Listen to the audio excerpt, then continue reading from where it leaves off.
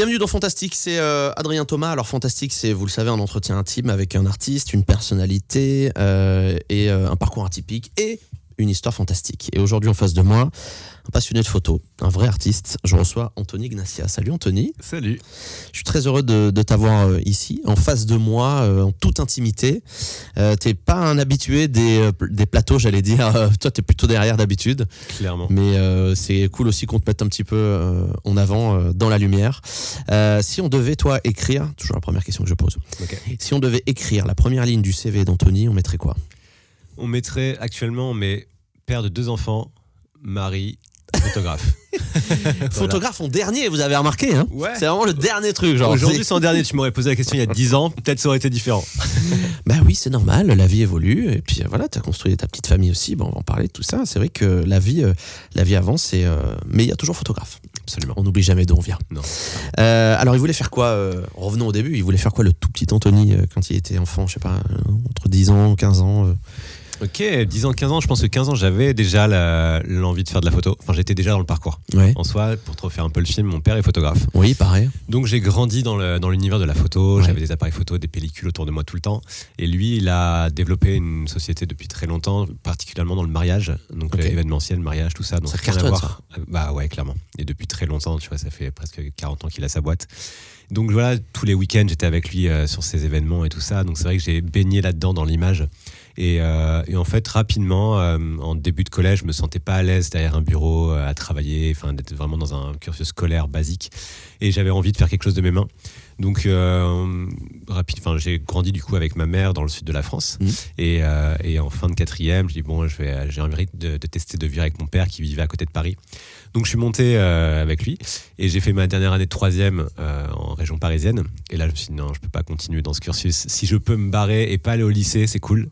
Du coup je passe mon diplôme de fin de 3e. Ouais. Et là je jouais avec mon père, je dis bon, qu'est-ce qu'on peut faire et tout. Et lui il était là, on peut faire autre chose, c'est possible. Ah, il était cool, hein ? Ouais, il a été très cool et très compréhensif Il y a là-dessus. peut-être des parents qui t'auraient dit non, mais tu continues en fait. Bah clairement, surtout que c'est un truc complètement basique de continuer jusqu'au lycée théoriquement. Et donc, tu arrêtes les études et tu pars du coup faire un CAP ?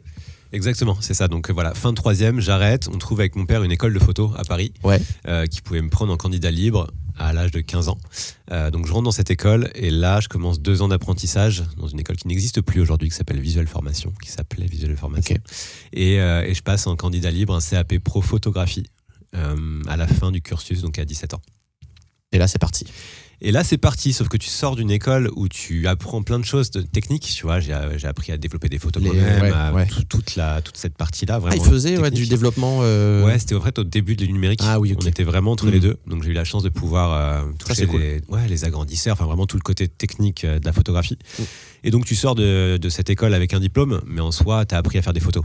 Mais t'as pas appris à te vendre et à gagner de la thune et trouver des clients. Donc ça... tu sors de l'école et à toi de te démerder. Puis je me doute que quand t'as pas de réseau, c'est hyper compliqué de dire oui, je sais faire des photos et je suis bon et je connais les techniques. Ouais, c'est bien, mais il y en a 60 en fait des mecs qui font ça. Bien sûr, non mais donc clairement. C'est très compliqué, je pense, que tu sors de l'école, mais c'est pas le gros argument qui a fait que tu vas trouver du taf. Non, clairement pas. Donc tu sais que t'as des trucs techniques, mais après, voilà, tu dois te débrouiller à trouver tes propres clients et surtout moi, au début, ce qui m'intéressait, c'était vraiment le côté presse événementiel. C'est vraiment ce qui me faisait rêver, c'était de voir les photographes sur le tapis rouge du Festival de Cannes, c'est de voir les photocalls, l'énergie que les photographes mettent dans pour prendre des photos, hurler les prénoms des artistes. C'était l'événement qui t'excitait ou c'était le fait de photographier des personnalités et d'être dans le cœur c'était quoi vraiment qui te faisait vibrer Il y avait sur ce genre de truc? Je pense un peu des deux. T'avais le côté vraiment avec plein de photographes, un peu jouer des coups, tu sais, pour essayer d'avoir la bonne photo. Ce truc-là m'attirait vachement. En tout cas, c'était ce truc-là de base. Donc je suis parti en me disant comment je peux faire pour essayer de rentrer dans ce milieu-là. Donc j'avais compris qu'il y avait des agences de presse qui s'occupaient de booker des photographes pour les envoyer sur des événements. Donc déjà j'avais ce biais-là et après il y avait aussi le côté attaché de presse qui faisait en sorte de faire venir des photographes pour leur événement. Donc on n'était pas encore à l'ère des réseaux sociaux, donc c'était vachement plus compliqué pour aller taper aux portes. Donc tu pouvais envoyer des mails, tu pouvais envoyer des courriers, tu pouvais envoyer des books, ou même tu faisais directement physiquement, directement, bien sûr. Sauf que hormis mes travaux d'école, j'avais pas grand chose, tu vois, à cette période. Donc j'envoie une 50aine de mails et de contacts à des attachés de presse principalement, et je me prends 49 portes, on va dire, et il y en a un qui me dit un jour. Vas-y, j'ai un événement dans une semaine, tu peux venir. Je gère, ça va te parler, pour FG Radio. Oui, bien sûr. Je m'occupe des FG DJ Awards à l'époque. D'accord. C'était une remise de prix pour les artistes électro du moment. Et je m'occupe du photocall. Et donc, viens, je t'invite. Tu te mets dans le photocall, je te mets une place et tu fais des photos et tu vois si ça te plaît, en fait. Donc voilà, j'ai eu la chance de pouvoir participer à cet événement. Ouais, et c'était un peu le point de départ de l'insertion réseau, dans de le l'entrée milieu de l'électro, en tout cas. Bah oui, parce que ça t'a suivi tout au long de ta carrière aussi. Mais du coup, t'as jamais... est-ce que tu faisais... Moi, j'ai plein d'amis qui font juste de la photo, mais pour le kiff. Dis-moi si t'as aussi ce kiff de la nature. Aller prendre en photo de la nature. Parce que... on te connaît pour des photos d'artistes, etc. Mais est-ce que Anthony, des fois, il prend son appareil, il va juste kiffer dans la nature, prendre des petits clichés, des trucs... Ou c'est peut-être moi qui fais genre vraiment le cliché du photographe. Non, ça existe. De toute façon, t'es photographe, tu shootes à peu près tout. C'est-à-dire que là, tu peux te prendre cette gobelet en photo et ça va être cool pour moi, tu vois. Donc, t'as toujours ton appareil dans les mains, et que ce soit à l'âge de mes 11 ans où j'ai eu mon premier appareil photo, aller faire des photos de paysages dans le sud de la France, des vagues qui explosent sur les rochers, ou à Paris, faire des photos de Paris en me promenant toute la journée de street. Voilà, c'est un truc c'est une déformation professionnelle. Tu as toujours l'œil pour essayer de capturer des choses. Et je pense que c'est ça qui est intéressant dans le milieu de la photo, c'est que tout est potentiellement joli à shooter. Mais n'importe quoi. Hein. Ouais. Et ça, aujourd'hui, ma femme, elle me le reproche. Elle me dit, arrête avec tes photos tout le temps, on part en vacances. C'est terrible, j'ai toujours un voiture sur moi. Oui. Toujours. Et le moindre truc, je vais devoir m'arrêter, faire arrêter tout le convoi derrière moi avec les enfants et tout. Attendez, on shoot. Mais ouais, non, du coup, ça c'est vraiment... et pour moi, pour les personnes qui me connaissent, j'ai toujours été super calme et un peu introverti, tu vois. Je suis pas quelqu'un qui se met beaucoup en avant et tout. Donc c'est vraiment un refuge pour moi, justement, d'aller shooter ces instants de silence. Mais je pense qu'on y reviendra un peu plus tard par rapport au livre aussi qui sort. Non, mais c'est... Et puis alors, j'imagine tu dois avoir des photos de tes enfants, mais ils doivent avoir un book incroyable. C'est vrai, c'est pas mal. Putain, c'est pas mal. Les photos de famille, ça doit être vraiment... si tu vas faire un bouquin aussi de photos de famille, bon, pour vous, en privé, mais ça peut existe. être... Ouais. Ah, c'est vrai, tu l'as déjà fait ? Ouais, on a un peu tous les âges. Tu vois, on a un 0-9 mois, on a un 9-18... Un peu comme les fringues, mais version enfant avec des livres. Mine de rien, c'est important de garder ces souvenirs-là, parce clairement. que ça arrive qu'une fois. Après, ils grandissent, c'est plus la même. Hein. C'est clair. D'accord, ok. Alors, on parlait de ton arrivée dans le milieu. Oui. Moi, je le connais pas, le milieu de la photo, mais j'ai l'impression, comme beaucoup de milieux artistiques, ça reste quand même assez fermé. Et il faut réussir à se faire une place. Cette place, une fois que tu l'as, je suppose, faut la garder. Ouais. C'est ça un petit peu le truc. Mais est-ce que c'est fermé dans la photo en général, ou est-ce qu'il y a un domaine dans la photo où c'est particulièrement fermé aujourd'hui ? Bah, écoute, la photo, il y a tellement de métiers différents dans la photographie. C'est vrai que là, tu vois, je me suis dirigé vers la presse. C'était presse, reportage, musique. Ouais. Mais tu as aussi le côté portrait, tu as le studio, tu as le packshot, tu as mariage, tu as le mariage. Tu as 1 million de trucs corporate et tout ça. Donc c'est vrai que j'ai pas pu toucher à tous les trucs, parce que moi, c'est vraiment ce qui me fait kiffer, c'est choper des instants que je contrôle pas. Tu vois, je suis très mauvais en studio, par exemple. Si tu me mets dans un studio, à photographier n'importe quel artiste, je vais pas être bon à le diriger, à gérer des lumières. Je suis plus dans des moments que je contrôle pas, l'instant T et le côté reportage. Donc je pense que chaque domaine est fermé. C'est vrai qu'aujourd'hui, c'est un métier qui est très fermé, où tu as beaucoup de monde qui aimerait devenir photographe via l'explosion des réseaux. Tu vois, sur Instagram, on est tous en train de faire des photos et tout ça. Et tu as beaucoup de jeunes, c'est vrai qu'aujourd'hui, qui aimeraient pousser et gagner leur vie en faisant des photos. Mais c'est vrai que c'est un métier qui est très fermé, parce qu'il y a très peu de place. Et souvent, les clients font appel aux mêmes personnes. Il y a très peu de turnover, finalement, dans ce métier-là. Donc après, il faut trouver des petites choses qui te différencient des autres, surtout. Avoir ta propre perception des choses, avoir ton œil, et essayer de développer ça. Ne pas essayer de copier un style d'un photographe que tu aimes bien, ou parce que tu trouves qu'il fait des trucs jolis. Mais il y a de la place quand même. Mais comment c'est difficile pour... quel est le style d'un photographe ? Comment tu reconnais le style d'un photographe ? C'est quoi l'accessoire qu'il va mettre ? Parce que en fait, une photo, c'est une photo. Pardon, je suis très très terre à terre. Mais clairement. Mais tu vois, avec l'œil extérieur, c'est vrai que qu'est-ce qui va faire que tu vas avoir ton style de photo ? Tu vois, c'est ça que j'aimerais bien comprendre aussi pour que les mecs se disent c'est lui qu'on va appeler en fait et personne d'autre. Ouais, bien sûr. De toute façon, on a tous les mêmes outils. Tu vois, tu as trois marques sur le marché. Tu as Nikon, Canon, Sony et voilà. Et après, il y en a plein d'autres, Leica et tout.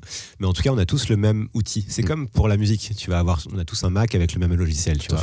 Sauf que tu vas avoir ta sensibilité qui va jouer déjà sur ce que tu veux montrer, ce que tu veux faire écouter. Voilà, et c'est ça. En fait, tu peux te trouver face à un sujet avec 10 photographes. Je pense que 10 personnes feront 10 photos différentes. Parce qu'il va avoir un axe, parce qu'il va avoir un angle, il y a une perception. Il va y avoir la colorimétrie qui va changer. Après, à la retouche aussi, tu peux créer tellement de choses différentes. D'accord. Donc, je pense que c'est vraiment... Tu donnes beaucoup de toi-même dans une photo, mine de rien, sans forcément le savoir. Ou si tu le sais, bah, c'est cool, parce que tu peux le contrôler. Mais tu as vraiment une perception des choses. Et ça, tu le ressens en image. Et ok, non mais c'est vachement intéressant. Et puis surtout, je discutais la semaine dernière avec un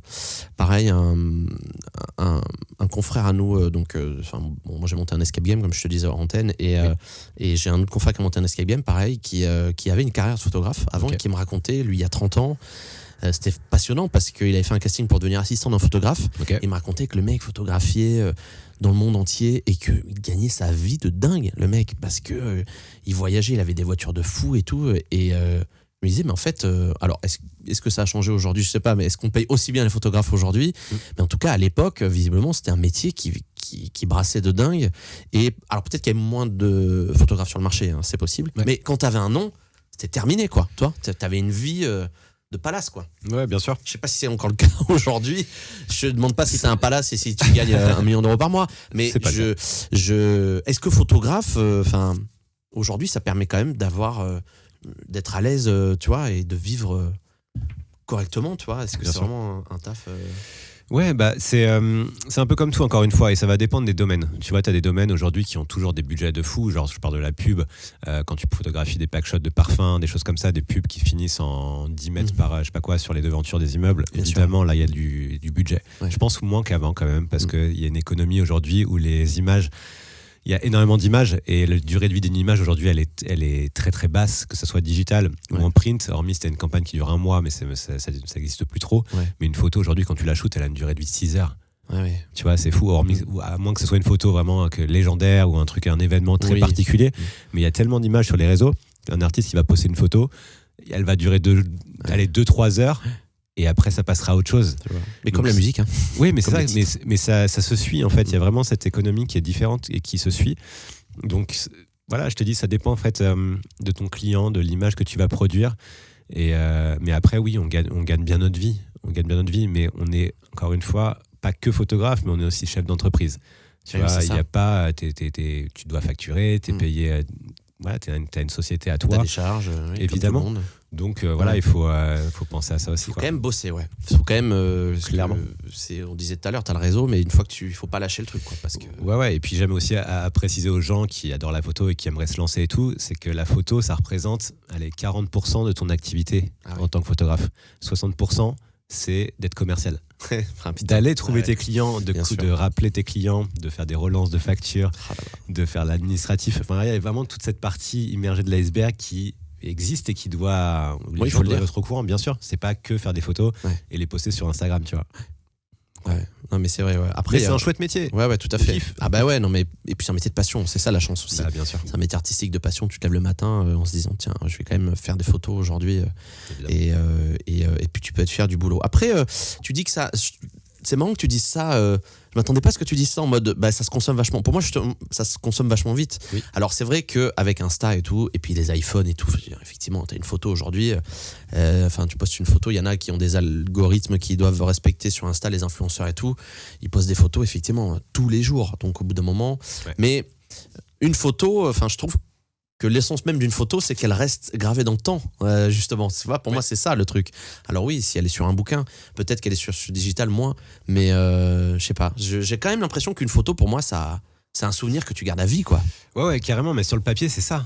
Digitalement aussi, pareil. Ouais. C'est vraiment, tu captures un moment que tu graves dans le temps. Sauf qu'aujourd'hui, il y a des moments, il y en a plein, et il se passe plein de trucs dans le monde, au même moment, que ça soit dans tous les domaines différents. Mais c'est aussi il y a la chasse un peu à qui va faire le plus bel événement, qui va faire le plus beau concert. Comme des journalistes qui vont avoir la meilleure une, quoi. Bah clairement, c'est ça. Donc en fait, à chaque événement, tout est relancé. En fait, tu relances les dés, mais c'est comme un photographe. Tu vois, quand je vais sur un événement, malgré que j'ai 15 ans de carrière, enfin presque 20 ans maintenant, à chaque fois, je pars d'une carte vide. Tu vois, donc je débarque sur un événement, j'ai rien dans ma carte. Et je dois créer des images. Ouais. Sauf que tu dois toujours te dire que tu dois faire mieux que le truc d'avant. Parce que sinon, tu t'endors et les clients, ils le voient, ça aussi, tu vois. Et derrière, tu as une tonne de personnes qui aimeraient aussi être à ta place et qui ont envie et qui ont l'œil un peu plus frais, peut-être. Donc, tu vas toujours te renouveler. Donc, c'est vraiment un métier qui est exigeant, mais où tu dois toujours amener de la nouveauté, quoi. Ouais, c'est ça. T'es obligé de te renouveler. Mais je suis désolé, je refais le parallèle avec la musique, c'est la même chose. C'est que tu dois sortir de la musique parce que tout est consommé très rapidement. Bien sûr. Et donc, après, tu dois peut-être pas faire meilleur que les autres, mais tu dois exister. Et donc, pour exister, faut continuellement prouver que t'es encore au niveau, quoi. Ouais. C'est quand même, t'as toujours une pression quand tu vas sur des événements, des fois des trucs, tu te dis, putain, là, faut pas que je me loupe quand même, parce que même si je suis en Anthony, même si j'ai mon réseau et que les gens savent ce que je fais, t'as quand même des fois un peu cette pression de, là, il faut que je fasse le job, quoi. Ouais, et puis tu l'as encore plus, cette pression, justement, quand tu as un nom un peu connu, avec des gens qui s'attendent à avoir un résultat qui est à la hauteur de ce qu'ils ont l'habitude de voir. Il y a des attentes, en fait. Bah, clairement. Donc, oui. Mais bon, maintenant, je me fous pas la pression. Ouais. Tu vois, c'est devenu mon métier. Je fais ça quotidiennement. Donc, voilà, j'essaye de me dire que c'est pas gagné, mais en même temps, je sais faire des images. Donc Anthony, toi, le premier, on va rentrer tout de suite dans le vif du sujet, le premier artiste avec qui tu as bossé, alors moi je croyais que c'était Snake, pas du tout, c'est Guetta, c'est David Guetta. Raconte-nous un peu comment s'est passée cette rencontre. Alors tu parlais donc tu as fait le FG DJ Awards, c'était avant tout ça? C'était un peu le point de départ. C'était le point de départ. Et donc comment tu connectes après avec Guetta? Et bien justement, donc, cette soirée se passe et le lendemain, donc, j'envoie les photos à l'attaché de presse qui m'avait gentiment invité et il s'avère qu'il s'occupait aussi des RP de Cathy et David à l'époque. Donc très cool, et il me dit est-ce que je peux leur envoyer les photos, ils seront contents d'avoir des images. Donc il leur envoie et quelques jours après, je reçois un mail en me disant est-ce que tu serais chaud pour venir nous rencontrer dans nos bureaux avenue Foch, on aimerait te parler. Donc j'ai un grand plaisir et tout. Et là, à ce moment-là, pas du tout. Non, c'est bon. Tu vois, là, à ce moment-là, j'ai 17 ans. Je suis grave en demande de tout. Je suis prêt, quoi. Et donc je les rencontre et là ils me disent voilà, on a les Fuck Me and Famous en ce moment qui tournent beaucoup et on a besoin d'une équipe photo qui nous suit un petit peu en tournée. Et c'était un peu le début. C'est vrai qu'aujourd'hui chaque artiste a son photographe, a son cadreur. Maintenant c'est rentré dans les mœurs et c'est la normalité. Sauf qu'avant il n'y avait pas du tout ça, parce que les artistes ils n'avaient pas forcément besoin de tout le temps de photos parce que les réseaux sociaux n'étaient pas encore là et ils avaient juste besoin d'images pour leur archive et pour la presse éventuellement. Donc c'était un peu nouveau. Et donc voilà, il me propose ça. Et en fait, à partir de ce moment-là, on a pu tourner une petite année ensemble à travers le monde. Ah ouais, donc pas que à Ibiza. Non. D'accord, t'as on fait a fait pas mal de Fuck Me and tournée. Famous un peu partout. Après, il y a eu Ibiza, évidemment, c'était le point d'orgue des Fuck Me, qui était vraiment... tu vois, il y avait les allers-retours en avion, quand David mixait dans les avions avec Welling à cette période. Je me fait rappelle deux fois ce genre de truc. C'était en quelle année, ça? Ben, on remonte, c'était en 2006. Ouais, ça, 2006-2007. Il y a 20 ans. Ah, mais c'est ouf, hein. Wow. Et tu vois, j'avais 16 ans et j'avais 17, 18. C'était sur cette année-là. Donc voilà, c'était vraiment le premier artiste avec qui j'ai pu collaborer. Et on a fait plein de trucs chouettes ensemble. On a fait des campagnes de pub pour... c'était quoi le jeu vidéo où tu avais des platines? Je sais pas si tu te rappelles de ça. Oui, Virtual DJ? Non. Si. DJ Hero. DJ Hero, exactement. Il me semble que c'était ça. Guitar Hero et DJ Hero. Ouais, c'est ça. Voilà, il y avait eu ça où David était ambassadeur. J'avais fait la photo de la campagne de ce truc-là. Il a fait Renault aussi. Ils n'avaient pas été partenaires de. Avec Twizy. Oui, exactement. Ouais. On avait tu fait le bosses aussi à lancement l'époque sur les champs. Ouais. Et du coup, voilà, il y a eu plein de petits événements comme ça. Et c'était trop cool parce que du coup, moi, ça m'a permis de rencontrer plein de gens. Et tu vois, j'étais en chasse à cette période, j'étais en feu. Mais t'étais pas un peu à tout le monde et tout ça. T'étais pas en exclusivité avec eux? Non, clairement pas. Donc j'avais ça. Prestataire, entre guillemets. Voilà, après, je travaillais, je sais pas, c'était peut-être une fois par semaine avec eux. Il y avait un événement par semaine ou un truc comme ça. Mais voilà, en tout cas, s'ils partaient, c'était toi. Ouais, s'ils partent en tournée, c'était Anthony, personne d'autre qui venait. Non, mais c'est génial. Ah oui, non, c'est fou. J'étais devenu un peu référent avec eux. On a eu les United au Stade de France. Voilà, je faisais des photos perso aussi pour eux, pour leur famille. Voilà, c'était devenu. Donc t'as vraiment tissé des liens. Un cercle assez fermé, quoi. C'est marrant parce que bon, j'ai beaucoup de respect pour David. Je trouve qu'il a une carrière que personne n'aura, jamais. c'est quelqu'un qui, dis-moi si je me trompe, peut-être que tu le connais un peu plus que moi, mais tu le connais forcément plus que moi d'ailleurs, parce que moi je l'ai vu que dans le cadre d'interviews. Mais c'est l'artiste qu'on a le plus eu à l'époque où j'étais à Fun Radio. Donc, et je trouve que c'est quelqu'un qui oublie pas d'où il vient, qui sait reconnaître les gens et qui, tu vois, qui a toujours ce truc de savoir qui a fait quoi pour lui. Ouais. Hyper reconnaissant de plein de choses.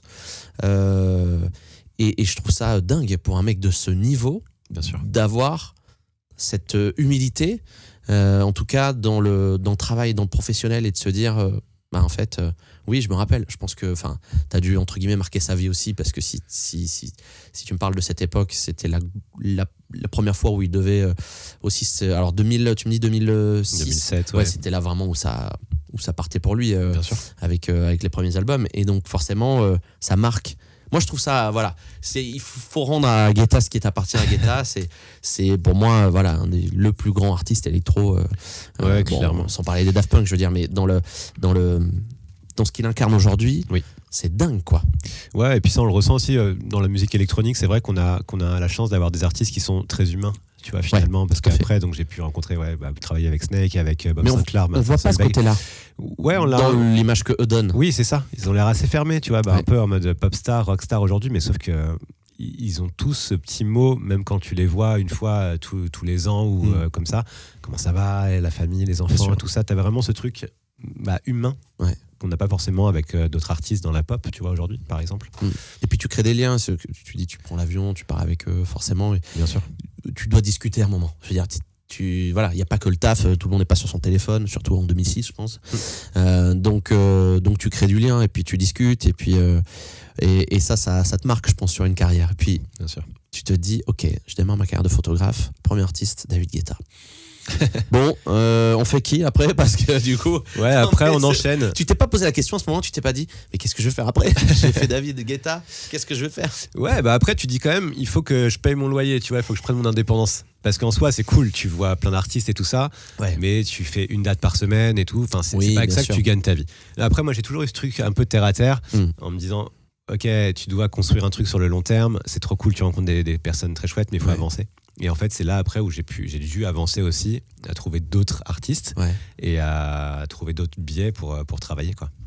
Et t'as eu, à cette époque, c'était, on peut dire encore tes débuts avec David Guetta, t'étais au début de ta carrière. Je sais pas, t'as eu un moment où on t'a dit, en toute honnêteté, non mais là ça va pas, ça va pas, ou toi tu t'es remis en question, tu t'es dit, ah merde, putain, tu sais, ce coup un peu de froid, de douche froide, tu vois, en mode parce que tu faisais tes débuts, t'avais pas fait tes preuves encore.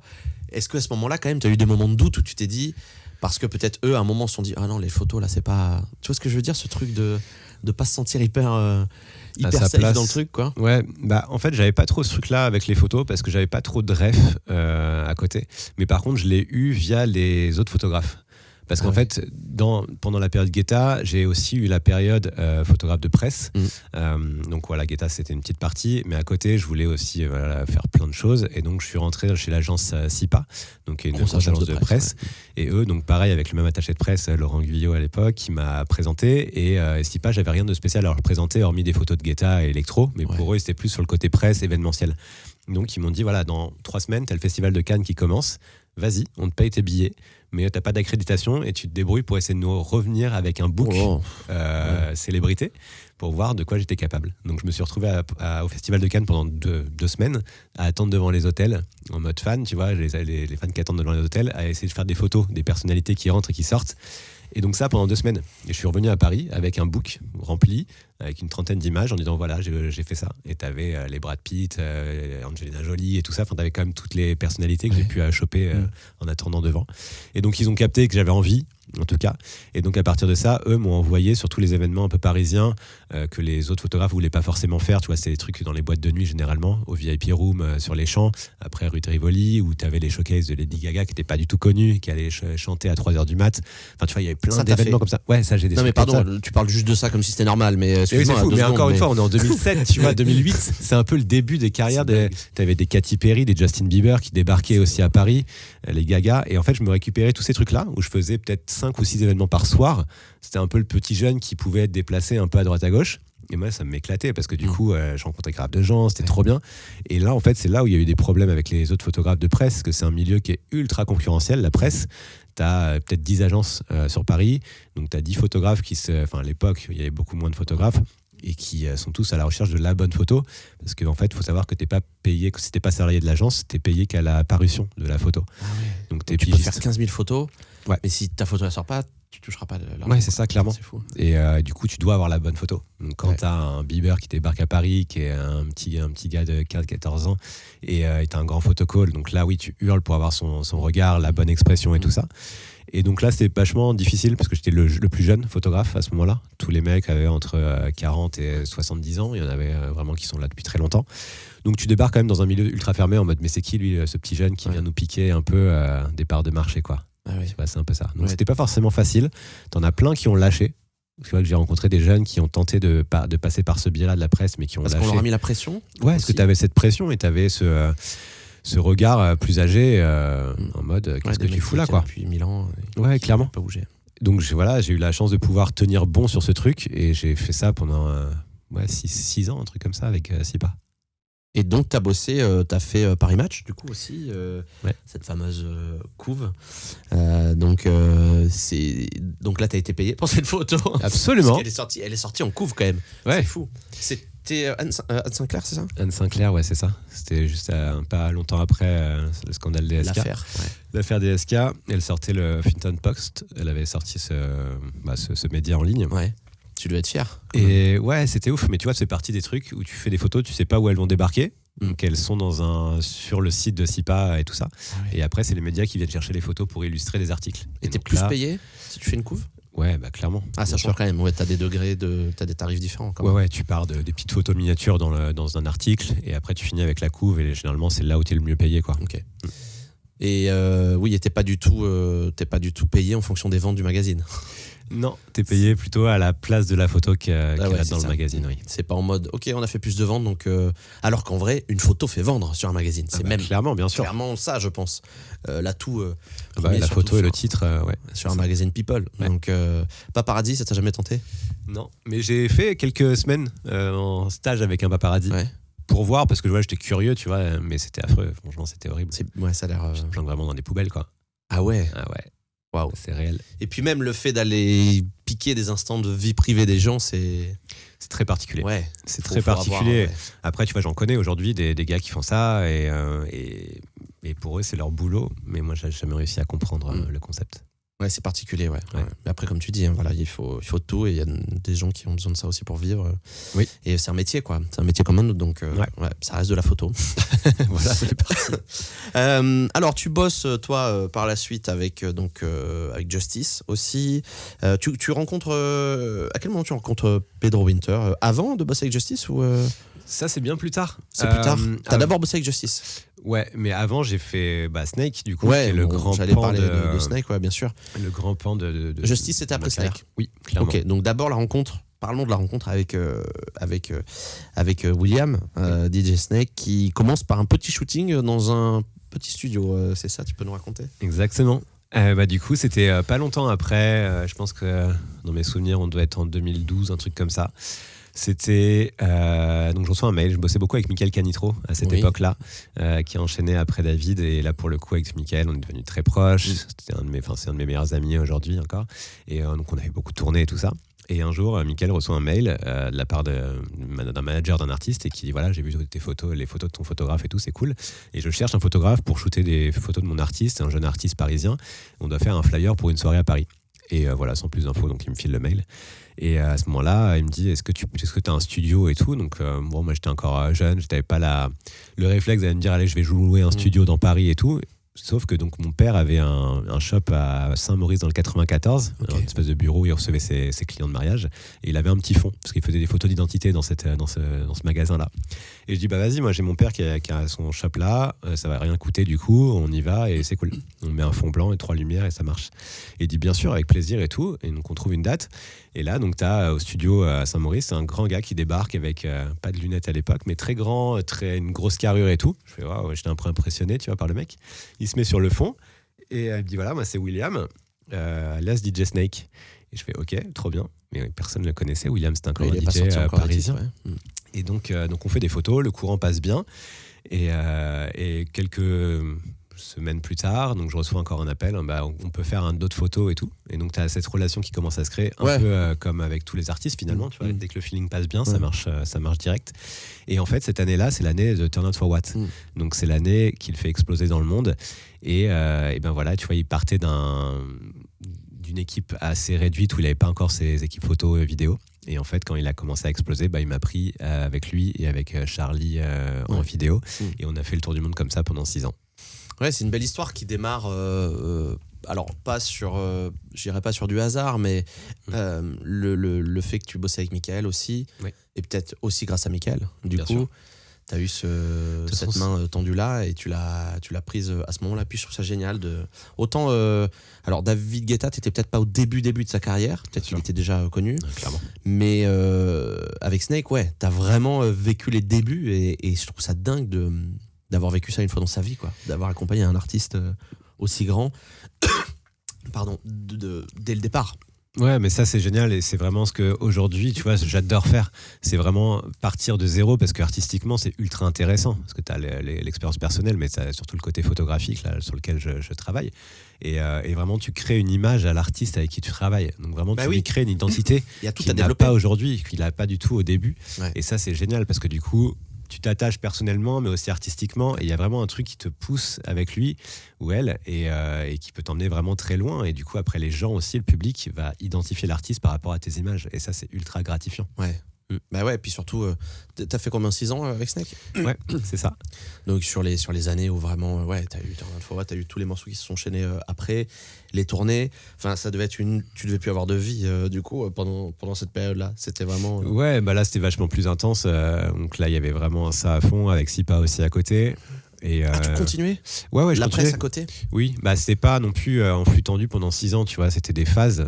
Il y a le circuit que tu connais, qui est un circuit qui recommence un peu tous les ans. T'as l'Ultra à Miami, après quand il y avait Coachella, t'as Tomorrowland, les trucs d'été et tout ça. Après ça redescendait un petit peu, t'as l'hiver, donc bon, il y a des phases. Et donc entre temps, oui, bien sûr, il fallait que je bosse quand même à côté. Toujours pareil, ouais. Ouais, mais tu continues dans cette lignée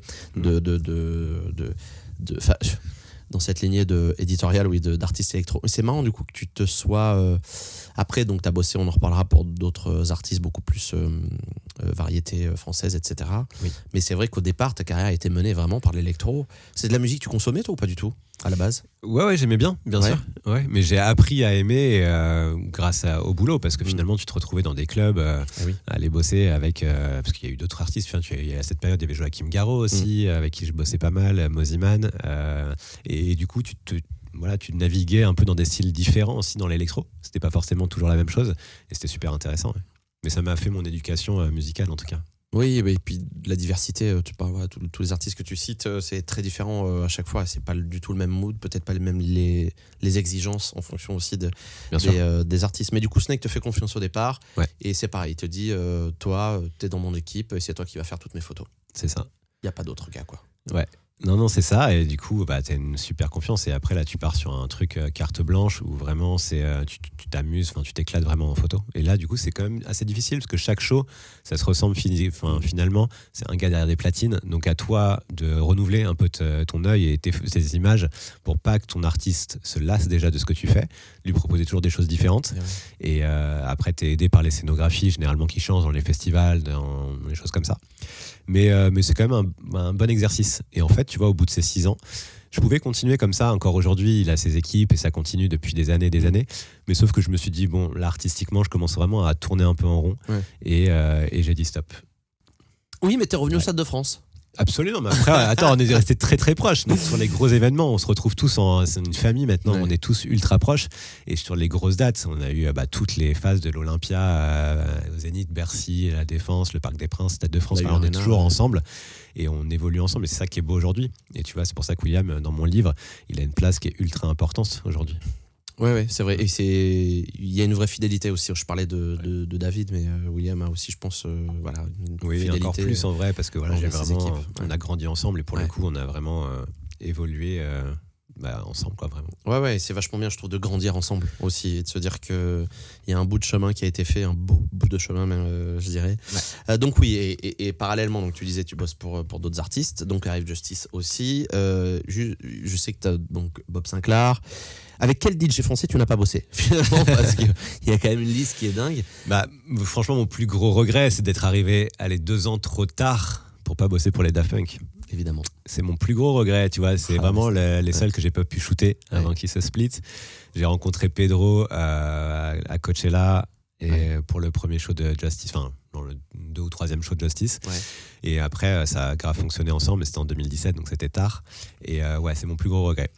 C'est vrai que c'est la seule ligne qui manquerait à ton CV, Daft Punk. C'est Ken Guetta, Snake, de plein d'autres artistes des artistes incroyables. Ouais. Franchement, il y aurait eu Daft Punk. T'aurais pu arrêter, je pense, à un moment de ta carrière. Ouais, je pense que là, avoir les photos, je pense qu'il y a beaucoup de gens qui auraient aimé travailler à cette période-là aussi. Ouais, c'était vraiment génial. Pedro incarne encore très bien, je trouve, ce truc-là, de se dire que d'ailleurs, il a une place importante dans ton bouquin aussi. Il fait la préface, si je dis pas de bêtises.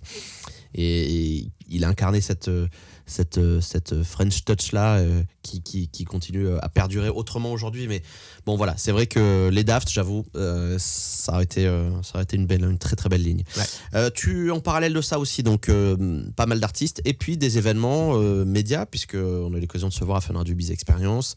C'est à ce moment-là où tu rencontres Romain Pisnem, qui donc a monté Ice Cream et donc les clubs à Ibiza. Universe aujourd'hui, le High et Ushuaïa. C'est à ce moment-là où tu rencontres Romain et que tu commences à travailler avec, ou vous êtes rencontrés dans un autre cadre différent de celui des médias? Alors avec Romain, on s'est rencontrés, il me semble, pendant le Covid. Ouais. Pendant le Covid, il était à fond sur les live streams d'artistes. Il essayait de faire un fond de live stream un peu partout et il cherchait justement un jeune réalisateur pour pouvoir lancer un peu ces trucs-là. Et je ne veux pas dire de bêtises, mais il me semble que c'était pour un show pour Mala. On avait produit ça et j'avais réalisé le live stream. C'était Mala sur une péniche. Je ne sais pas si tu avais vu, c'est ultra stylé. Je ne me rappelle plus. Et il y avait eu comme ça plusieurs shows. Ouais. Et en fait, on s'était rencontrés dans ces cadres-là. Okay. Donc c'était un cadre assez différent de ce qu'il a l'habitude de faire, les grands shows avec les grosses scénographies et tout ça. Mais le courant est très vite passé et il y a eu vraiment un lien affectif qui s'est créé entre nous deux. Ouais, c'est aussi un artiste, il a une vision incroyable. Et puis avec ce qu'ils ont monté aujourd'hui, t'es allé un peu à Ibiza voir le nouveau club et tout? Non, j'ai pas eu l'occasion d'y aller cet été. Non. Avec les enfants, c'est plus dur. Voilà, c'est ce que j'allais dire. Quand on a des enfants, c'est un peu plus... Ils sont pas en âge de sortir encore, donc c'est ça. C'est un peu plus compliqué. Tu seras OK qu'ils sortent en boîte dès qu'ils ont 18 ans? Bien sûr, évidemment. Même avant. C'est bon, le daron est cool. Donc oui, Fun Radio Ibiza Experience. Donc tu as continué un peu à bosser pour des médias et je suppose que ça ouvre aussi des possibilités parce que là c'est pareil, il y a un nombre de personnes que tu rencontres, etc. Mais est-ce que c'était des événements qui pour toi justement te faisaient kiffer ou est-ce que c'était plus un événement en mode ça fait du taf, j'y vais? Est-ce qu'il y avait quand même une attache un peu sur des événements comme ça avec tout ce que tu avais déjà fait? Ouais, bien sûr. En fait, il y avait quand même une scission à un moment donné dans les 6 ans avec Snake. J'ai monté ma boîte de prod un peu au milieu de tout ça, Vision by AG, et du coup j'ai pu commencer à toucher d'autres clients autre que de la musique, et parce que j'avais envie aussi de voir autre chose. Donc je suis allé taper un peu dans la mode, dans l'événementiel, le corporate, le cinéma, beaucoup aussi. Et donc j'ai pu toucher un peu à tout ça. Et moi aussi, artistiquement, voir plein d'autres trucs. Parce que la musique c'était cool, mais j'avais envie de voir d'autres choses. Donc financièrement c'était cool. Et je pense que ça fait partie des choses corporate. Mais c'était quand même chouette de pouvoir shooter des choses corporate dans la musique, dans le truc qui m'anime aussi au fond de moi, quoi. C'était un peu tes mariages à toi finalement. Ouais, c'est ça. le côté corpo, en dehors du côté purement artiste, suivi d'un artiste et tout. Ouais, bien sûr, mais après c'est vraiment génial parce que tu te retrouves toujours sur des événements très différents à chaque fois. Donc tu remets encore tout en jeu. Parce que tous tes repères sont un peu cassés, tu vois, tu te retrouves pas sur une scène avec un all access et tu fais ce que tu veux. Non, parfois, tu as des choses qui sont un peu plus, plus organisées et c'est à toi de te débrouiller. T'as déjà été deg, genre vraiment, tu dois faire un shooting, tu dois choper un moment, un truc, et là, tu le chopes pas. Et t'es là en mode... ça s'est déjà arrivé ce genre de truc? C'est un peu dans mes cauchemars ça, hein. Entre ça et la carte mémoire qui plante et voilà, où t'as pas appuyé sur le rec, où t'as pas shooté avec une carte mémoire, c'est un peu les cauchemars. Non, qu'est-ce qu'il y a récemment? Ouais, je fais un truc au mois d'août là pour le Secours Populaire. Ouais. Il y avait un show qui était organisé sur le Champ de Mars là, pour des enfants. Et il y avait la Patrouille de France qui devait passer. Donc on m'avait fait un gros brief. La Patrouille de France arrive par là à telle heure. Sauf que ce jour-là, il faisait ultra pas beau. Tu avais des gros nuages très bas et tout ça. Et en fait, en photo, c'est un temps blanc. C'est-à-dire que vraiment, tu n'as pas de ciel et tout est blanc. Et donc tu vois la Patrouille de France arriver. J'étais sur une scène. À ce moment-là, tu avec Big Flo et Oli qui étaient sur la scène. Je voulais un truc un peu joli, c'est les mettre devant avec la patrouille qui passe. Un truc un peu idéal dans ma tête. Sauf que la patrouille en fait est passée au-dessus de la scène et la scène était couverte. Aïe. En fait, je les ai vus loin. Ouais. Ils passent au-dessus, ils font une espèce de grande boucle autour de la Tour Eiffel. Et en fait, j'ai raté les photos parce qu'on ne les voit absolument pas. Donc, tu as une photo où tu vois avec Flo qui est en train de les pointer du doigt et les avions sont très loin. Mais là, j'ai raté. Donc, ça peut arriver, ça arrive. Oui. Malgré tous les briefs avant, les appels, ou tu sais, pendant des semaines, tu prévois le truc et tout ça. Mais quand c'est comme ça, faut passer à autre chose parce que de toute façon, c'est des photos que tu peux pas recréer. C'est mort. Hormis, voilà, si c'est un truc ultra important, c'est sûr que ça va être la merde pour ton client aussi. C'est un moment unique, quoi. Clairement. Mais bon, sur ce genre de truc, on avait 4 autres photographes qui étaient à des endroits différents, donc les photos, elles existent. C'est juste que toi, tu les as pas, donc ton ego peut en prendre un coup en disant tu l'as pas faite, mais bon, tu essaies de passer outre. Oui, je vois. Mais ouais, je vois très bien. Et est-ce qu'il y a un truc que tu n'as jamais photographié, je sais pas, un lieu, une personne, un moment que tu aurais adoré photographier? Me redis pas les Daft Punk. Ah, mais ça va être ça à chaque fois. C'est le Bercy des Daft, le live. Ouais. Ça, c'est sûr. Non, après, sinon, j'ai un peu ce syndrome de vouloir. Enfin, je l'avais ça avant, de vouloir toujours être partout, tu vois, sur les endroits vraiment importants, que ce soit les remises de prix, genre les Oscars, les Grammy Awards et tout ça. Mais là, en ce moment, je suis passionné de F1. J'ai plein de passions aussi. Je suis un gros geek qui aime plein de choses et tout ça. Mais je rêve de faire un jour un grand prix en photo, quoi. Ah ouais. Ouais, là aussi, il faut être bon, hein, parce que ça va vite. Et c'est très particulier. C'est encore un domaine ultra particulier et très, très fermé. Je sais pas. Ah, genre, il y a des photographes de F1. Ouais, qui suivent tous les grands prix toute l'année, qui font le tour du monde et qui font que ça, quoi. Ah ouais. Wow. Donc ça, c'est encore mon goal que j'aimerais atteindre. Tu vois, j'ai toujours des petits goals tous les ans. On m'a dit, je veux faire ça, je veux faire ça. C'est bien, tu te mets des petits objectifs. Ah clairement, sinon après, tu t'ennuies. Parce que les objectifs arrivent quand même assez vite dans le métier.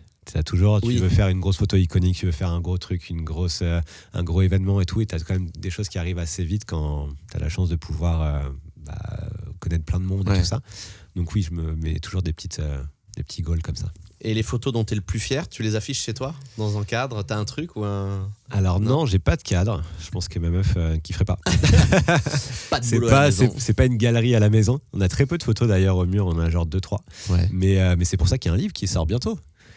Qui récupère un peu toutes mes plus belles photos en tournée. Tu mets dans un bouquin. Ouais, clairement. Mais sinon, non, c'est dans mes disques durs. Mais quelle transition tu nous fais avec ce bouquin. Juste avant de parler du livre, aussi une photo. Alors moi, je suis pas trop rap, mais évidemment PNL. T'as cette photo légendaire quand même sur la Tour Eiffel. Il se passe quoi dans ta tête quand tu fais cette séance photo? Parce que est-ce qu'on réalise vraiment ce qu'on est en train de faire sur le moment? On réalise pas du tout. L'histoire est chouette à raconter parce qu'aujourd'hui c'est grâce à cette photo que mon nom a pu vraiment pop dans toute la France. On vous met la photo là sur l'écran. Si vous écoutez le podcast en audio, vous pourrez aller voir sur la vidéo YouTube. Étonnamment, t'as plein de gens qui connaissent cette photo, mais genre énormément de personnes de tout bord confondu. Elle est légendaire. Mais ils me connaissent pas. Et en fait, c'est ça aussi que j'essaie de développer là avec le bouquin, c'est d'ouvrir un peu plus à une audience de personnes qui me connaissent pas, qui aiment la photo et qui vont aller chercher un artiste en particulier. Mais en tout cas, cette photo, quand je la fais, il faut savoir qu'elle a été faite au petit matin, à la fin du tournage de ODD. Donc moi, ce jour-là, je faisais juste les photos behind the scene du clip, donc vraiment le côté making of. Backstage, et donc, je suis un peu tout le process du tournage et tout ça. Donc, tu es un peu une petite souris, tu essaies de pas d'être tout petit et de juste capturer des choses sans qu'on se repère. Ouais. Et donc, c'est la dernière séquence du clip. Et là, c'est toujours la même histoire, mais on me refuse l'accès en fait pour arriver au 5e étage qui est au-dessus du 3e là, au niveau de l'antenne, en me disant voilà, t'as peu de temps pour on a peu de temps pour tourner cette séquence, il nous reste 30 minutes pour la rentrée et après là, on se fait tâche de la tour parce qu'elle ouvre au public. Et donc là, on me disant on n'a pas du tout de temps pour faire la photo. Donc je me retrouve un peu la porte qui me claque à la gueule. Mais tu voulais la faire. Ouais, pour moi c'était vraiment la highlight du clip parce que voilà, tu savais que les deux frères étaient posés sur l'antenne et c'était la photo iconique quoi. Donc Donc je pousse un peu la porte, tu vois, c'est là où il faut jouer un peu des coudes et pas être trop discret et de foncer parce que tu as un truc en tête et tu sais que ça va être légendaire. Donc je monte, je fais ma photo à la main levée. Vraiment, je regarde vraiment pas ce que je shoot parce que t'as pas le temps, t'es au grand angle, tu mets ton grand angle, tu fais ton point et tu shootes comme ça. Et j'ai même pas le temps de la voir la photo en fait. Et donc je redescends dans l'escalier et c'est un escalier de service, donc porte fermée en haut, porte fermée en bas, je suis un peu dans le noir. Et là je prends mon boîtier, j'appuie sur play et je vois la photo qui est exactement la même que celle qui a été postée, qui a zéro retouche. Il y a une rafale, mais je suis d'en avoir genre 15, qui est la même parce que du coup il y a personne qui bouge. Et voilà, tu regardes cette photo et je dis putain, c'est un truc ça va être quand même fort. On n'a jamais vu un truc pareil en fait. Ouais, 2 artistes comme ça, et puis qui incarnaient quelque chose quand même aussi. Elle avait du sens cette photo, ouais, non, mais c'est vrai que ça fait partie de. Elle est dans le bouquin. Elle est dans le bouquin, ouais, je peux spoiler ça. Et du coup, comment ça se passe? T'as le droit d'utiliser les arts. Enfin, il faut que leur accord peut-être quand même ou vu que la photo t'appartient, c'est à toi, genre, et tu refais ce que tu veux. Ouais, ça c'est un gros sujet chez les photographes. Vraiment le droit, la propriété intellectuelle et le droit à l'image. En France, ce qui est chouette, c'est qu'on a une bonne législature là-dessus. Tes photos t'appartiennent. Donc, si la personne qui clique sur le bouton, ta photo t'appartient. Après, tu as aussi le droit à l'image des personnalités, des artistes qui ont aussi leurs droits. Donc, tant que la photo n'a pas été faite dans un cadre, où t'as pas forcément été accrédité, ou un cadre volé, par exemple photo paparazzi et tout ça, là c'est plus compliqué de l'utiliser sur un support payant finalement. Donc oui, dans la plupart des artistes, je suis allé les voir personnellement, en disant voilà, il y a telle photo dans le livre, est-ce que c'est ok? Et ils ont tous joué le jeu. J'ai pas eu de refus parce qu'ils savent que voilà, ça va être un très bel objet, que ça va être des belles photos qui va les mettre en valeur, et c'est toujours des photos qui ont marqué un moment dans leur carrière. Donc il y a toujours eu des ok. Après, tu as des artistes je tairai les noms ici, mais en tout cas que tu peux pas forcément attraper et obtenir au niveau des autorisations, parce que c'est ultra compliqué. Tu as des process, des managers qui sont tellement hauts. Après voilà, ça reste un tirage qui est assez limité. On est en France, donc bon, je me fais pas trop de soucis là-dessus. Ok, ouais, non mais je vois. On parle donc on va parler de ce bouquin qui s'appelle Sound of Silence. Alors aujourd'hui, on enregistre l'émission, on est le 17 septembre, le bouquin n'est pas encore sorti. Et même, tu m'as dit juste avant qu'on enregistre, je ne l'ai même pas encore dans les mains. Donc tu l'auras la semaine prochaine dans les mains. C'est ça. Ça va faire quelque chose, je pense, quand même. Ouais, c'est fou. Justement, tu vois, j'avais mon éditeur qui était en train de m'appeler parce qu'on est en train de gérer. Les livres sont actuellement en Italie, donc ils ont été imprimés en Île-de-France. Ils sont partis en Italie pour la manufacture, donc vraiment le relayage à la main du livre. Et ouais, non, mais j'ai tellement hâte. En fait, ça fait 1 an, pratiquement jour pour jour, que je suis sur ce bouquin. Et c'est un boulot, mais c'est tous les jours, quoi. Tous les jours, parce que donc il y a des photos, donc ça a été un long travail d'aller rechercher des archives pour pouvoir faire les associations, parce que le livre, en fait, pour se faire un peu le film, donc il s'appelle Sound of Silence, et je voulais pas que ça soit un livre best-of. C'est pas un best-of de mes 15 ans de carrière. Il y a une histoire. Il y a une histoire clairement autour de ça, et en fait, c'est vraiment 15 ans d'archives en tournée. Donc ça reprend le bruit, en fait, c'est ça le fil rouge, c'est le bruit des concerts, de l'énergie du public, des artistes, et le silence que tu peux avoir dans les day-off. Voilà, les trucs que tu connais très bien. J'aurais dit, pour moi, Sound of Silence, c'était vraiment la traduction d'un événement bruyant, mais en photo, du coup, quand tu le prends en photo, il n'y a pas un bruit, quoi. C'était ça pour moi, le silence de la photo. Non, t'as vraiment t'as l'interprétation du coup du bruit avec les artistes, et le silence qu'on peut avoir le lendemain quand tout s'arrête, quand on est dans notre hôtel tout seul et quand les artistes retournent dans leur voiture et il se passe plus rien. Et en fait, moi, sur ces moments-là de day off, j'aime bien aller faire des photos de paysages. On reprend un peu ce qu'on parlait au début. Et donc je pars tout le temps avec mon boîtier, et en fait on a la chance de faire le tour du monde, donc d'aller dans des endroits où tu irais pas forcément en vacances. Et donc là je prends mon sac à dos, et au lieu de dormir jusqu'à midi, je me lève à 7 du mat ou 8 du mat. Et je vais faire des photos de paysages. Génial. Et en fait je me suis retrouvé quelques années en me disant putain, mais t'as quand même énormément de photos comme ça, et pourquoi pas en faire un bouquin. Donc c'est là où il y a eu l'idée qui est arrivée. Et donc quand tu mets en opposition ces photos de bruit et de silence, pour peu qu'elles aient un peu un cadrage similaire, des couleurs un peu pareilles, et avec des trucs qui se créent ensemble, la lecture miroir fonctionne ultra bien. Et donc le livre, c'est ça le concept. Ah ouais. C'est vraiment le bruit, les concerts, les shows, et le silence, les paysages. Ah, donc il y a un concert par exemple à Paris, et à côté tu as une autre image de Paris, c'est ça, qui a été prise probablement le même jour ou le lendemain, et qui raconte un peu l'opposé de la photo en concert. Ouais, de l'énergie que tu as pu avoir le soir. et que t'as le lendemain. Et ça, en fait, t'as le tour, t'as le monde entier. En fait, dans le livre, t'as des trucs en Asie, aux États-Unis, au Brésil, en Afrique du Sud. Génial. Et donc voilà, donc c'est un livre de photos, mais pas que. Et pourquoi ça a été si long? C'est parce que j'ai voulu faire intervenir mes artistes avec qui j'ai pu collaborer pendant toutes ces années à l'intérieur du livre. Donc je suis allé faire un travail journalistique, d'aller récupérer des interviews de tous les artistes en leur demandant c'est quoi votre ressenti en tournée entre le bruit et le silence justement. Ah ouais. Et donc donc chacun un mot là-dessus. Ouais, ils ont tous une page où ils me racontent un peu leur ressenti. Et c'est d'essayer d'aller chercher un peu plus loin que juste une interview un peu basique et d'avoir leur ressenti par rapport à ça. Ah, c'est génial. Donc, t'as Juliette Armanet, Justice, Oui. Guy de Preto, Nikos, il y a qui? Il y a Snake, forcément. Il y a Pedro Winter qui fait la préface. Ouais, exactement. Il y a Bob Sinclair, il y a Martin Solveig, il y a Michael Canitro, il y a Romain aussi, Pisnem, qui est dans le livre. Et voilà, c'est toutes les personnes qui m'ont accompagné pendant toutes ces années et que je remercie 1000 fois. Et c'est trop chouette de les avoir dans ce bouquin. Ouais. Je trouve que c'est un beau cadeau que toi tu te fais et que tu fais aussi aux gens qui te suivent à la fois et puis aux artistes aussi et aux passionnés de photos ce bouquin parce que ça donne là pour le coup elle dure pas 6 heures ta photo, là elle va être imprimée, ça va être dans un bouquin qu'on va tous avoir à la maison parce que évidemment nous voici on va l'acheter le bouquin et du coup il va y avoir tu vois ici je suis un grand collectionneur de beaux bouquins et je trouve justement qu'en plus s'il y a une histoire c'est extraordinaire parce qu'il y en a beaucoup des bouquins simplement de photos et tout. J'adore, il y a des très très très beaux bouquins de photos. Bien sûr. Mais avec ce que tu viens de dire, avec la DA en tout cas qu'il y a sur ce bouquin, je trouve ça vachement intéressant. Donc c'est 15 ans d'archives photos, donc avec beaucoup d'artistes. Il y a plus de 170 photos, c'est ça à peu près dans le bouquin. Et donc ce parallèle entre le bruit et le silence. Donc je suppose que quand vous allez écouter ou regarder ce podcast, le bouquin est disponible. La date de sortie c'est fin octobre ? On est sur le 18 octobre. 18 octobre. Dispo en ligne sur le site de l'éditeur emeria.com et après dispo partout, Fnac, toutes les Amazon partout en France. Absolument. Évidemment.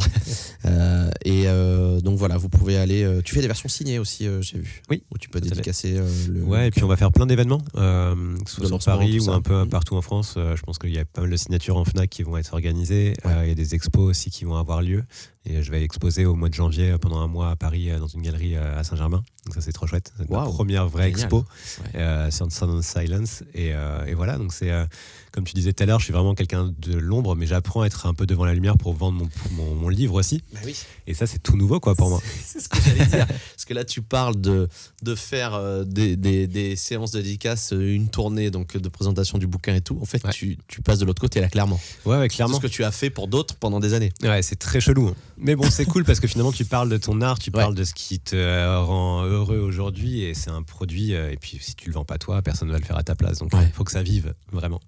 Du coup, tu as réussi quand même à trouver un bon équilibre, toi, entre le taf, ta vie à côté, tu le disais, avec tes enfants, ta femme et ta vie en dehors de Paris. Tu arrives quand même aujourd'hui à conjuguer tout ça, tout en gardant, parce que je suppose que tu dois continuer à travailler quand même. Tu peux pas te dire, bon, là, je suis bien, je peux finir mes jours et élever mes enfants sans bosser. Tu dois quand même continuer à travailler. Clairement. Donc, comment il est cet équilibre pour toi aujourd'hui entre tes deux vies?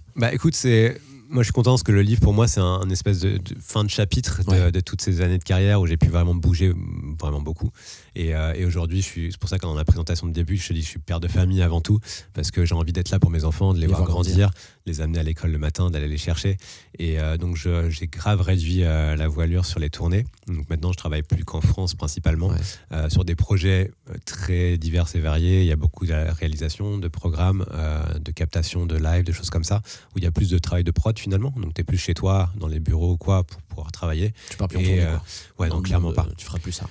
Non, peut-être quand ils seront grands, tu vois, si j'ai envie de me faire kiffer à 50 piges avec William, avec les deux papis en tournée, avec grand plaisir. Mais en tout cas, là, j'aspire à être plus proche de ma famille. Et puis aussi, j'ai ma femme qui bosse aussi beaucoup, tu vois, donc il y a un équilibre aussi à trouver là-dessus. Et j'ai été longtemps la priorité dans notre couple. Maintenant, ça y est, c'est fini ça. Les artistes avec qui tu bossais, qui ont des enfants, ils t'ont dit aussi... ça t'a touché quand parce que je sais, moi j'ai eu quelques fois des discussions comme ça où ils nous racontaient qu'ils voyaient pas grandir leurs enfants justement parce qu'ils étaient en tournée tout le temps et que David Guetta, je crois que ses enfants malheureusement il les a pas vus beaucoup grandir. Chris, Bob non plus, c'est pareil. Bob Sinclair, il a pas vu beaucoup grandir ses enfants. T'as eu ces discussions là avec eux aussi Ben, ils t'ont dit si un jour t'as des enfants, profite. Non, t'as pas eu ce genre de truc? Ouais, si, ça revenait assez souvent, mais tu vois, ça a été un exemple pour moi de par produire en tout cas. J'avais pas envie de ça. Donc là, aujourd'hui, c'est drôle parce qu'ils sont tous ultra proches de leurs grands-enfants qui ont entre 17 et 20 ans. Ils vont jouer avec eux sur des shows et tout. Mais c'est vrai que j'avais envie de les voir grandir. Donc pour moi, c'était. J'ai arrêté de me prendre la tête en me disant je veux être partout, je veux toujours bosser. Finalement, j'ai suffisamment d'argent pour pouvoir correctement vivre et en continuant à travailler. Mais en tout cas, voilà, tu réduis vachement le taf, quoi. C'est important. T'as une équipe autour de toi ou t'es tout seul aujourd'hui, justement, sur la boîte que t'as montée? Comment ça se passe? Comment c'est structuré? Je suis tout seul. Je suis salarié de ma propre société. Et après, je prends des freelances quand j'ai besoin. Donc souvent, sur des événements, tu vois, là, cet après j'ai un gros shooting où j'ai 3 personnes avec moi. Et du coup, on monte des prods comme ça. Mais c'est cool parce que finalement, tu peux faire bosser plein de gens différents. Et ça marche bien. Et t'es tout seul, tu peux gérer aussi ton temps comme tu veux, quoi. Donc, le commercial, c'est toujours toi. Exactement, toujours avec ma petite valise. Ouais. Je déconne. Pour la suite, t'as envie alors te diriger vers la vidéo, c'est ça? Plus vers la vidéo en tout cas? Ouais, c'est ce qui me fait kiffer aujourd'hui. C'est un peu la suite logique à la photo, tu vois, d'avoir un truc animé. Et j'aimerais vraiment pouvoir amener ce que j'ai amené aux artistes en photo sur les lives, mais l'amener en vidéo. Du coup, c'est le côté captation qui m'intéresse beaucoup aujourd'hui. Donc c'est encore extrêmement fermé comme milieu, je pense, plus que la photo. Donc ça ne sera pas pour tout de suite de pouvoir faire que ça. Donc il y aura toujours la photo qui fera partie de moi quoi qu'il arrive. Mais en tout cas, si j'arrive à pouvoir développer ça, ça serait cool. Donc tu fais quoi? J'ai cru comprendre que tu bossais un peu pour certains DJ déjà sur de la vidéo. Ouais, je bosse beaucoup avec Michael Canitro sur son Monumental Tour. Là, ma première grosse expérience en tant que réalisateur, c'était pour la réouverture de Notre-Dame de Paris, où Michael a fait son show Monumental diffusé dans le monde entier. Il avait un slot de 10 minutes. Et là où j'ai eu les clés du camion avec toute la régie vidéo, avec les 40 caméras, et où j'ai pu faire ma première réal. Et voilà, du coup, on va développer ça et voir après aussi où le vent nous emmène. De toute façon, ça a été que ça, tu vois, c'est des rencontres, tu vois, dans nos métiers. Donc, je me fais pas trop de plans sur le long terme et j'essaye de pousser un peu le dessin. Tu continues à bosser avec Ice Cream sur de la vidéo aussi, du coup? Ouais, clairement. Il y a pas mal de choses aussi qui se mettent en place avec Ice Cream. Plus là, côté contenu pour les shows. Ouais. Donc c'est vraiment quelque chose d'assez nouveau. Ouais, sur de la scéno. Ouais, c'est ça. C'est vraiment ce qu'on peut retrouver dans les écrans, dans les shows. T'as beaucoup de choses en 3D qui ont été faites et qui sont encore faites. Non, pas du tout. Moi, j'essaye d'amener le côté plus organique. Oui, et tu vois, c'est capturer des êtres humains et sortir un peu du côté IA 3D. Et c'est chouette parce que il y a une bonne réception du public sur ça. Tu utilises l'IA un peu? Pas tant. Pour les photos, pour les vidéos, non?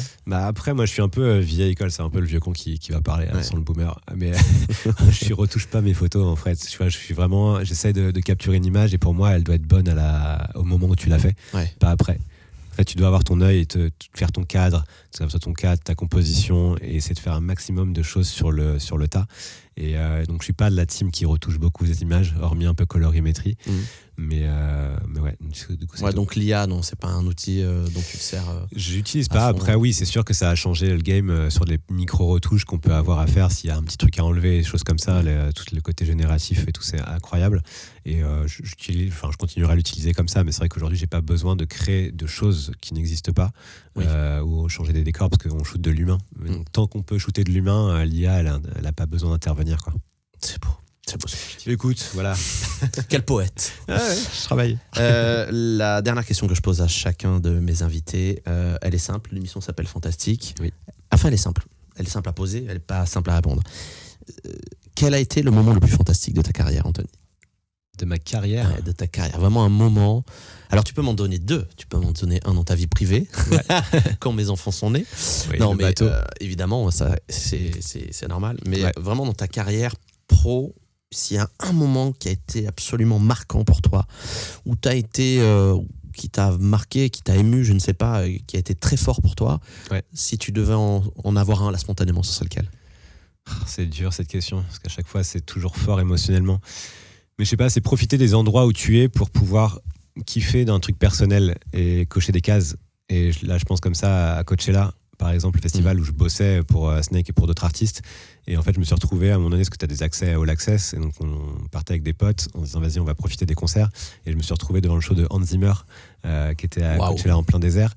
Et on était, du coup, dans les crash barrières, tu vois, tout devant.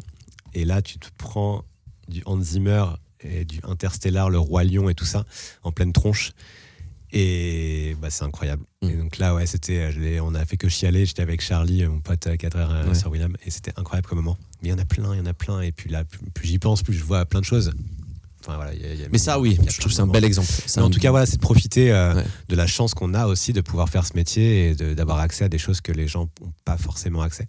Et ouais, là, celui-là, c'était assez incroyable. Comme tu le disais, d'être une petite souris et de se faufiler dans des endroits. Oui. Toujours, ça suit toujours, quoi qu'il arrive. Ouais. C'est un beau. Rester discret. Oui, voilà, la discrétion. Et pourtant, après, c'est toi qui fais briller le truc. C'est ça qui est dingue. Parce qu'à la fois, t'es discret, mais à la fois, après, ce que tu vas faire en toute discrétion va faire rayonner l'événement, quoi. Ouais. C'est beau. C'est beau. En tout cas, c'était hyper cool de discuter avec toi. De même. Anthony, cool. Merci beaucoup d'avoir accepté mon invitation. Le bouquin, donc vous pouvez le choper partout. Il est dispo, puisque quand le podcast sortira, que vous l'écouterez chez vous, ou que vous le regarderez, le bouquin sera disponible. Évidemment, on va mettre le lien en description pour aller l'acheter. Et moi, j'ai hâte de l'avoir entre les mains aussi pour découvrir ce livre. Merci beaucoup, Anthony. Merci à toi. Plein de belles choses pour la suite. Merci. Et puis, à bientôt, j'espère. Et nous, on se retrouve très bientôt pour un nouvel épisode de Fantastique. Salut.